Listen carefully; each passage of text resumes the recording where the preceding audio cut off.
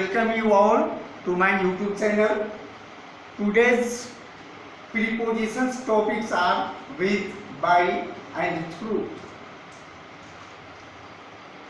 आज हम लोग बहुत ही इम्पोर्टेंट प्रीपोजिशंस के कॉन्सेप्ट को देखेंगे। ये बहुत ही कई बार पूछा जाता है।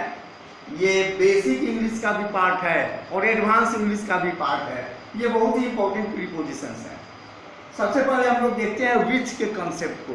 विच, वैसे विच, बाय और थ्रू, ये तीनों का अर्थ होता है से, के साथ, के द्वारा।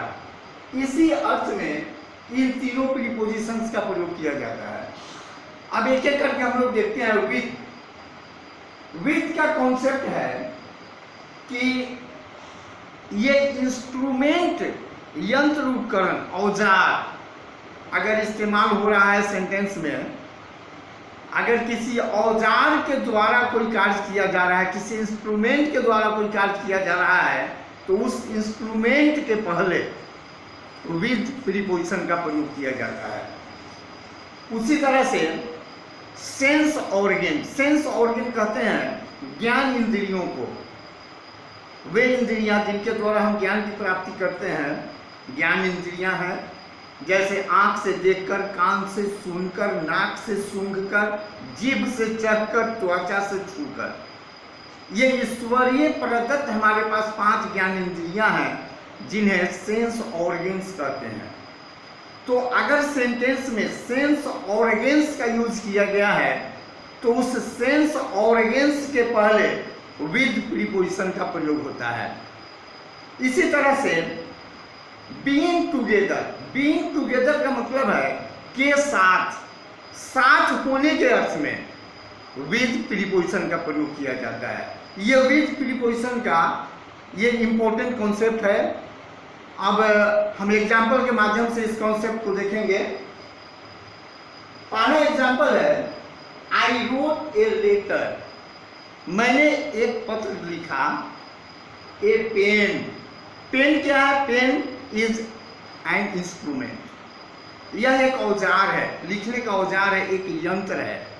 इसलिए ए पेन के पहले विद प्रीपोजिशन का प्रयोग होगा। I wrote a letter with a pen. आप स्क्रीन पर देख सकते हैं I wrote a letter with a pen. चित्र के द्वारा इस कॉन्सेप्ट को आप ज्यादा स्पष्ट ढंग से देख सकते हैं। दूसरा एग्जांपल है आई कट माई फिंगर, एक नाइफ, नाइफ चाकू, यह भी एक यंत्र है, इंस्ट्रूमेंट है। आई कट माई फिंगर, मेरी उंगली कट गई। A knife, with a knife, with a knife मतलब चाकू से का अर्थ है यहाँ पर मेरी उंगली कट गई। We see our eyes, eyes sense organ आ गया यहाँ पर। ये ज्ञान इंद्रिय है आंख, आंख के द्वारा हम देखते हैं, सेंस ऑर्गन है। इसलिए इसके साथ ही विद प्रीपोजिशन का प्रयोग होगा। We see with our eyes, हम लोग अपनी आंखों से देखते हैं। वी हियर, हम लोग सुनते हैं। आवर ईयर्स, अपने कानों से। यहाँ कान भी सेंस ऑर्गन है, अतः उसके साथ भी विद प्रीपोजिशन का प्रयोग होगा। नेक्स्ट है ही ट्रेवल्स हिज फ्रेंड, वह यात्रा करता है अपने दोस्त के साथ। यहाँ बीइंग टुगेदर का भाव है, के साथ का अर्थ है। ही ट्रेवल्स विथ हिज फ्रेंड, साथ के अर्थ में यहाँ विथ का प्रयोग होगा। उसी तरह ही ट्रेवल्स विथ हिज फ्रेंड, इसको भी आप चित्र के माध्यम से स्क्रीन पर देख सकते हैं कि ही ट्रेवल्स विथ हिज फ्रेंड, वह अपने दोस्त के साथ सफर करता है, यात्रा करता है। आई लिव ऑनेस्टी, यहाँ भी बीइंग टुगेदर का अर्थ छिपा हुआ है। Honesty, I live with honesty, मैं ईमानदारी के साथ रहता हूँ। के साथ का कॉन्सेप्ट यहाँ पर है। इसी एग्जाम्पल को यहाँ कॉन्सेप्ट के रूप में दिया गया है। आप देख सकते हैं कॉन्सेप्ट को। विद का प्रयोग इंस्ट्रूमेंट्स यंत्र औजार, सेंस ऑर्गन यानी ज्ञान इंद्रिय शब्द के पहले और बीइंग टुगेदर यानी के साथ के अर्थ में होता है, जिसको आपने एग्जाम्पल्स के माध्यम से देखा। दूसरा कॉन्सेप्ट है बाई। बाई का भी अर्थ से, के साथ, के द्वारा के रूप में प्रयोग किया जाता है। उसका एग्जाम्पल हम यहाँ देख सकते हैं, He was beaten his father। आप अगर थोड़ा सा ध्यान दें तो आप यहाँ देखेंगे यह सेंटेंस पैसिव वॉइस का है। पैसिव वॉइस में खास करके एजेंट के पहले, एजेंट मतलब जो डूअर होता है, जो सब्जेक्ट होता है, उसके पहले बाई का प्रयोग किया जाता है। तो ये पैसिव वॉइस का सेंटेंस है, इसलिए यहाँ पर बाई हिज फादर होगा। He was beaten by his father. वह अपने पिता के द्वारा पीटा गया था। He was beaten by his father. यहाँ पर फादर एजेंट है यानी सब्जेक्ट है, डूअर है, इसलिए उसके पहले पैसिव वॉइस में बाई का प्रयोग किया गया। दूसरा एग्जाम्पल है a mango is eaten by Ram. यह भी पैसिव वॉइस का ही एग्जाम्पल है। राम के द्वारा आम खाया जाता है। राम एजेंट है, डूअर है, सब्जेक्ट है, इसलिए पैसिव वॉइस के नियम के हिसाब से यहाँ प्रीपोजिशन बाई का प्रयोग होगा। तीसरा कॉन्सेप्ट है ही केम हियर कार। यहाँ कार एक साधन के रूप में आ गया, वाहन के रूप में आ गया। जब हम सफर करते हैं किसी वाहन से, कार से सफर करें, बस से सफर करें, एरोप्लेन से सफर करें, ट्रेन से सफर करें, तो सफर करने के क्रम में अगर कोई वाहन आता है तो उसके पहले बाई प्रीपोजिशन का प्रयोग किया जाता है। ही केम हियर बाई कार। यहाँ पर बाई प्रीपोजिशन का प्रयोग होगा। आप स्क्रीन पर आप देख सकते हैं he came here by car. Next है I am going to college bike. मैं बाइक से कॉलेज जा रहा हूँ। यहाँ भी से है, यहाँ से का अर्थ लगा छिपा हुआ है। बाइक से, बाइक एक वाहन है, एक साधन है जिसके द्वारा कॉलेज जाया जा रहा है। तो यहाँ पर सफर करने के अर्थ में और वाहन साधन के अर्थ में बाई प्रीपोजिशन का प्रयोग से के अर्थ में किया गया है। Next I go to Patna 6 PM। अब आप ध्यान देंगे यहाँ कॉन्सेप्ट थोड़ा बदल गया। जब समय सीमा निश्चित अगर कर दी जाए या ऐसे समझिए कि तक के अर्थ में, तक, लेकिन फ्यूचर टेंस में, फ्यूचर टाइम में, फ्यूचर टाइम में तक का अर्थ अगर निकलता हो तो समय सूचित करने वाले शब्द के पहले बाई का प्रयोग किया जाता है। ये एडवांस प्रीपोजिशन है, ये प्रयोग थोड़ा एडवांस टाइप का है, ये इजी टाइप का नहीं है। ये कंपटीशन एग्जाम में खास करके इस तरह का प्रीपोजिशन पूछा जाता है जहाँ पर लड़के प्रायः कंफ्यूज कर जाते हैं, बाई का प्रयोग उनको समझ में नहीं आता।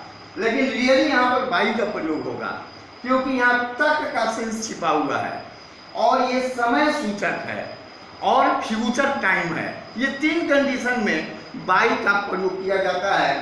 आई go to Patna by 6 PM का अर्थ होगा मैं 6 बजे तक, यहाँ बाई का मतलब तक है, मैं 6 बजे तक पटना जाऊंगा। मैं 6 बजे तक पटना जाऊंगा। फ्यूचर टाइम है, तक का अर्थ है और समय का कॉन्सेप्ट है, इसलिए यहाँ पर बाई प्रीपोजिशन का प्रयोग हुआ। नेक्स्ट है we will reach there morning. हम लोग वहाँ सुबह तक पहुँचेंगे। यहाँ भी तक है, मॉर्निंग यहाँ समय सूचक है, फ्यूचर टाइम है और तक का अर्थ है, इसलिए यहाँ भी बाई प्रीपोजिशन का प्रयोग हुआ। We will reach there by morning, हम लोग वहाँ सुबह तक पहुँचेंगे। नेक्स्ट है the house is the lake. अब यहाँ फिर कॉन्सेप्ट बदल गया बाई का। बाई का एक कॉन्सेप्ट है कि बगल में या नज़दीक, नियर या बिसाइड का अगर अर्थ हो तो वहाँ पर बाई का प्रयोग किया जाता है। जैसे the house is the lake, मतलब मकान झील के नज़दीक है या झील के बगल में है। यहाँ बगल में या नज़दीक का अर्थ छिपा हुआ है, इसलिए यहाँ पर बाई प्रीपोजिशन का प्रयोग होगा। नेक्स्ट है राम सैट, यहाँ भी बाई लगेगा। राम बैठा बाई मी, मेरे बगल में। राम मेरे बगल में बैठा, आप स्क्रीन पर देख सकते हैं, राम मेरे बगल में बैठा। नेक्स्ट जो एग्जाम्पल है, ये बाई और विथ दोनों का प्रयोग एक साथ किया गया है नीचे के एग्जाम्पल में। इस एग्जाम्पल में आप देखेंगे कहाँ विथ का प्रयोग हुआ, कहाँ बाई का प्रयोग हुआ, तो दोनों का कंसेप्ट ज्यादा स्पष्ट होगा। द टाइगर वॉज किल्ड, और यहाँ पर है Raj. The tiger was killed by Raj, ये पैसिव वॉइस का सेंटेंस है, बाई राज। और यहाँ एक गन, ये गन जो है इंस्ट्रूमेंट है, इसलिए यहाँ पर होगा with. The tiger was killed by Raj with a gun. यहाँ विथ और बाई दोनों को संयुक्त रूप से आप यूज देख सकते हैं। नेक्स्ट है he was killed A dagger robber. He was killed, वह मारा गया था, ये डैगर, ये डैगर क्या है? खंजर। डैगर मतलब खंजर होता है, छुरा। वह छुरा से मारा गया था। यहाँ पर डैगर इंस्ट्रूमेंट है, इसलिए यहाँ पर विथ लगेगा। He was killed with a dagger, और यहाँ पर ये डूअर है, सब्जेक्ट है, एजेंट है। रॉबर बाई रॉबर, यानी डाकू द्वारा। He was killed with a dagger by robber, वह डाकू के द्वारा छुरा से, खंजर से मारा गया था। यहाँ पर बाई और विथ दोनों को कंबाइंड रूप से आप यूज देख सकते हैं। इसका कंसेप्ट है बाई का प्रयोग पैसिव वॉइस में एजेंट यानी सब्जेक्ट के पहले, आप यहाँ देख सकते हैं, ये एजेंट हिज फादर है, राम एजेंट है, यहाँ राज एजेंट है, तो उसके पहले सफर करने के वाहन से पहले, सफर करने का वाहन है कार, उसके पहले बाइक, उसके पहले तक के अर्थ में समय को सूचित करने वाले शब्द से पहले, तक के अर्थ में समय को सूचित यहाँ कर रहा है। वह एग्जाम्पल कहाँ है? ये मॉर्निंग 6 PM, ये समय को सूचित कर रहा है तक के अर्थ में, तो यहाँ बाई का प्रयोग हुआ शब्द के पहले। और नजदीक, नियर या बगल, बिसाइड के अर्थ में किया जाता है। नजदीक, the house is by the lake, यानी मकान जो है वह झील के नजदीक है। राम सैट बाय मी, राम मेरे बगल में बैठा है, राम मेरे बगल में बैठा था। तो यहाँ पर ये जो कॉन्सेप्ट है, इसी पर आधारित ये एग्जाम्पल्स में हम लोगों ने बाई और विथ के कॉन्सेप्ट को देखा। अब हम देखते हैं तीसरे प्रीपोजिशन को, थ्रू। थ्रू प्रीपोजिशन का भी प्रयोग से, के साथ, के द्वारा के अर्थ में किया जाता है। इसका एग्जाम्पल है यहाँ पर, आई सॉ हिम, खाली जगह, दिस होल। ये थ्रू प्रीपोजिशन जो है विशेष रूप से दो अर्थों में इसका प्रयोग किया जाता है। एक अर्थ है आर पार देखने का, जहां आर पार देखने का कॉन्सेप्ट हो वहां थ्रू का प्रयोग किया जाता है। और दूसरा कॉन्सेप्ट है दूसरा कॉन्सेप्ट है किसी चीज से होकर गुजरने का। इसी दो कॉन्सेप्ट के आधार पर थ्रू प्रीपोजिशन का प्रयोग किया जाता है। आप एग्जांपल में देख सकते हैं, आई सॉ हिम, मैंने उसे देखा, this hole, through this hole, मतलब होल से उसे आर पार के रूप में देखा गया है, इसलिए यहाँ पर थ्रू प्रीपोजिशन होगा। यहाँ थ्रू प्रीपोजिशन का मतलब है कि जिसे देखा जा रहा है वो आर पार के रूप में देखा जा रहा है। दूसरा कॉन्सेप्ट है, दूसरा एग्जांपल है, we can see the river, खाली जगह, दिस विंडो, मतलब हम लोग खिड़की से नदी को देख सकते हैं। यहां पर भी आप देख सकते हैं कि आर पार का कॉन्सेप्ट यहां पर है, आर पार का कॉन्सेप्ट छिपा हुआ है, इसलिए यहां पर थ्रू प्रीपोजिशन का प्रयोग होगा। आप एग्जाम्पल, इस एग्जाम्पल को प्रैक्टिकली आप देख सकते हैं स्क्रीन पर कि रिवर को आर पार के रूप में देखा गया है, इसलिए यहां पर थ्रू प्रीपोजिशन लगा है। नेक्स्ट एग्जांपल है, the water was passing this pipe. अब यहां कॉन्सेप्ट बदल गया, ये पानी जो है वो पाइप से गुजर करके पास कर रहा है। पानी पास कर रहा था पाइप से होकर, यानी गुजर कर, पाइप के अंदर से गुजर करके पानी पास कर रहा था, यानी गुजरने का कॉन्सेप्ट है, इसलिए यहां पर भी थ्रू का प्रयोग होगा। नेक्स्ट है, I went an underpass. Underpass कहते हैं सुरंग को। जब सुरंग में कोई व्यक्ति जब पार करता है तो सुरंग के अंदर होकर कहीं गुजरता है, मतलब गुजरने का कॉन्सेप्ट है। आई वेंट, मैं गया, an underpass, through an underpass, मैं सुरंग से होकर गया, सुरंग से गुजरा।